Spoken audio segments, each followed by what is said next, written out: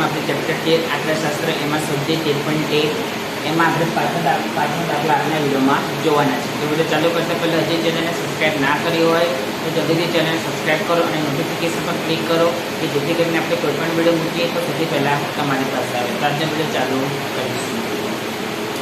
તમને વર્ગ આપેલા છે, એફઆઈ આપેલો છે. હવે આમાં શું કહે છે? એક છૂટક વેચાણ બજારમાં ફળ વેચનારાઓ બંધ ખોખાઓમાં કેરીઓ વેચી રહ્યા હતા. આ ખોખાઓમાં કેરીઓ જુદી જુદી સંખ્યાઓમાં હતી. ખોખાઓની સંખ્યાના પ્રમાણ કેરીઓનું આવૃત્તિ વિતરણ જે પ્રમાણે હતું. આ કેરીઓની સંખ્યા એટલે વર્ગ આપેલા છે અને આવૃત્તિ આપેલી છે, રાઈટ? હા, હવે આપણે પર્ટિક્યુલર કીધું નથી. હા, હવે શું કીધું છે કે બંધ ખોખાઓમાં મુજબ કેરીઓની સંખ્યાનો મધ્યક શોધ્યો. મધ્યક શોધવા માટે તમે કઈ રીત પસંદ કરી હતી? હવે જુઓ, મેં તમને પહેલા જ કીધું હતું કે આમાં પર્ટિક્યુલર તમને મેથડ કીધી નથી કે તમે આ જ મેથડથી દાખલો ગણો. એટલે આપણે કોઈ પણ રીત કરી શકીએ. ધારેલ મધ્યક રીત પણ કરી શકીએ અને પદ વિચલનની રીત પણ કરી શકીએ. પણ વર્ગ લંબાઈ સમાન એટલે મેં તમને કીધું હતું કે જો વર્ગ લંબાઈ સમાન હોય તો આપણે કઈ રીત કરીશું? પદ વિચલનની જ રીત કરીશું. અને અસમાન હશે તો ધારેલ મધ્યકની રીત કરીશું. જો તમે એટલું યાદ રાખશો તો તમને આંકડાશાસ્ત્રના દાખલા એકદમ ઇઝીલી આવી જશે. તો વિડીયોને સેટમાં સ્કીપ ના કરતા અને છેક સુધી જોજો.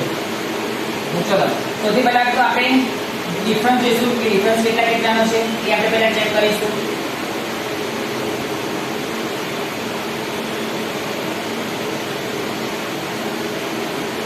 -53 -50. 53 માંથી 50 બાદ કરીએ તો 3. પછી 56 -53 3. 59 -56 3. 62 -59. એટલે 3 નો ડિફરન્સ છે. એટલે આપણે કઈ રીત કરીશું? પદ વિચલનની રીત. એટલે વર્ગ લંબાઈ સમાન છે એટલે આપણે પદ વિચલનની રીત કરીશું. હવે એફઆઈ તો ચલો પહેલા આપણે એફઆઈ નો સરવાળો કરીશું. 15 વત્તા 110 વત્તા 135 વત્તા 115 વત્તા 25 400. હવે કયું ખાનું બનાવવાનું? એક્સઆઈ નું ખાનું. કયું ખાનું બનાવવાનું? એક્સઆઈ નું. ચલો, હવે એક્સઆઈ કઈ રીતે શોધવાનો? તો તમને જ્યારથી આપણે સ્ટેપ ચાલુ કર્યું છે ત્યારથી મેં દરેક દાખલામાં તમને કહેતો આવ્યો છું કે એક્સઆઈ આપણે કઈ રીતે શોધવાનો. તો જો વર્ગનો સરવાળો ભાગ્યા 2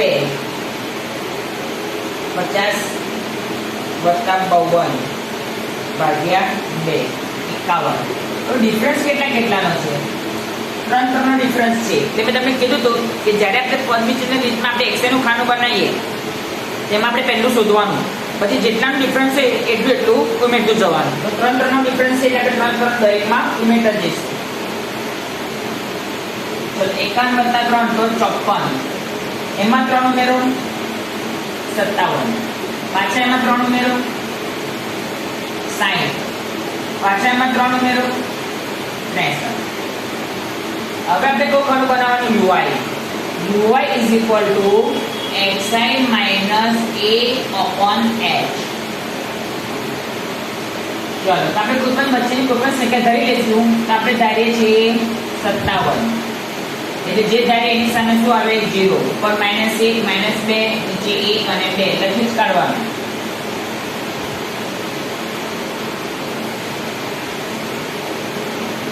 હવે FIUI means FIUI નો ગુણાકાર.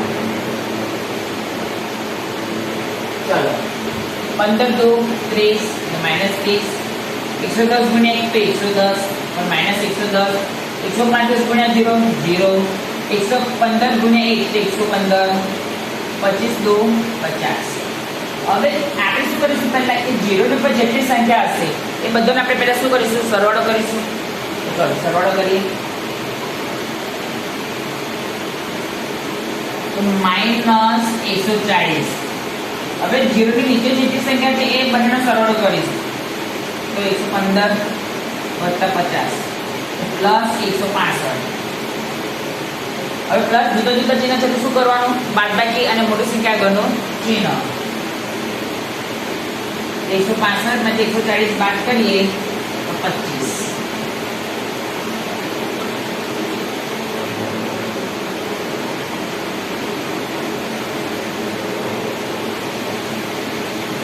ચલો, હવે અહીં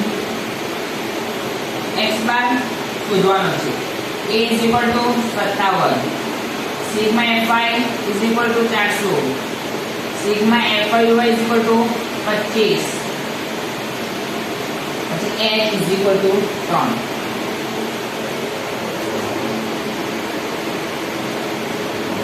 હવે સૂત્ર મૂકીને કિંમત મૂકી દઈશું. x bar = a plus sigma fyy upon sigma fy ગુણ્યા h. ચલો a 57, sigma fyy 25, sigma fy 400 ગુણ્યા h 3. 25 તારી 75, 75 ભાગ્યા કેટલા કરવાના? 400. 57 હવે આપણે 75 ભાગ્યા 400 કરીએ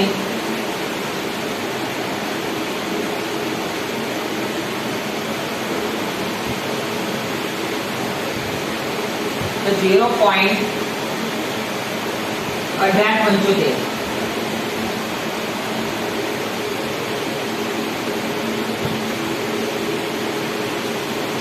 57 + 0.18 એટલે 57.1875.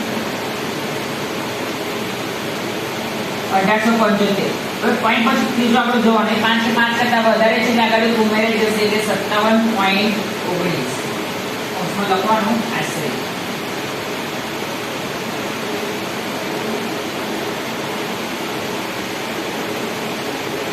હવે જવાબ શું લખીશું? શું કીધું છે જવાબ? તો લખીશું કે આમ બંધ